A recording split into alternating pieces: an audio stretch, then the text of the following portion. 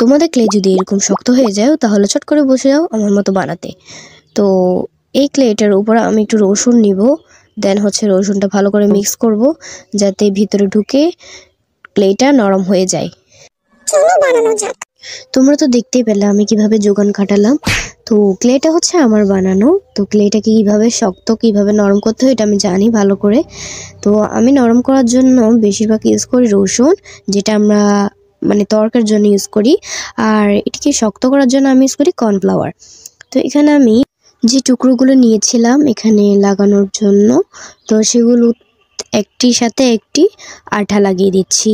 তোমাদের কাছে যে রকমেরই গ্লু রয়েছে ওই রকমের গ্লুই চাইলে ইউজ করতে পারো। এটি যেহেতু নরম ছিল তাই খুলে যাচ্ছিল বারবার, তাই আমি নিচে একটি প্লেট নিয়ে নিয়েছি এবং এটির উপরে আমি সবগুলো আস্তে আস্তে একটি একটি করে লাগিয়ে দেব।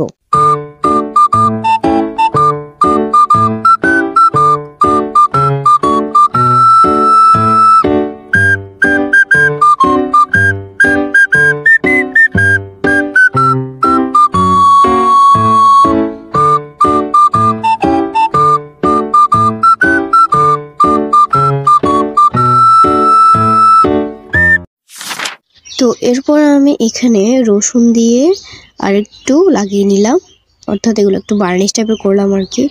এখানে আমি সাদা ফেব্রিক্স কালার ইউজ করতেছি, দেন এটি রং করলে এরকমই দেখাবে। এখানে আমি বাদামি কালার বা তোমরা যেটাই বলো ওইটা ইউজ করতেছি। তো তোমরা দেখতে পাবা এখন।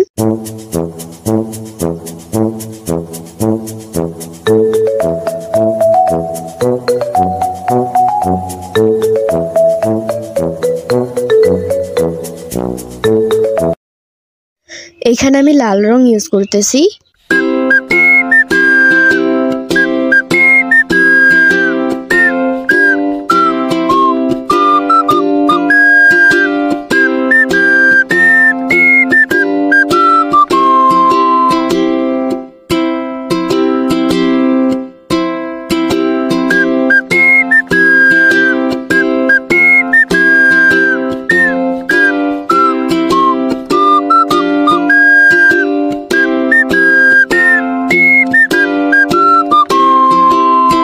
তো তোমরা যারা এখন আমার চ্যানেলটিকে সাবস্ক্রাইব করোনি তাড়াতাড়ি সাবস্ক্রাইব করে নাও।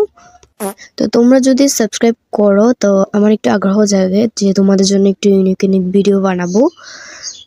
আজকে আমি কি বানিয়েছি সেটা তোমরা কমেন্টে বলে দিবে। আজকের মতো এতটুকুই, দেখা হবে পরবর্তী কোনো নতুন ভিডিও নিয়ে। তো আজকের মতো এখানেই শেষ। আল্লাহ হাফেজ।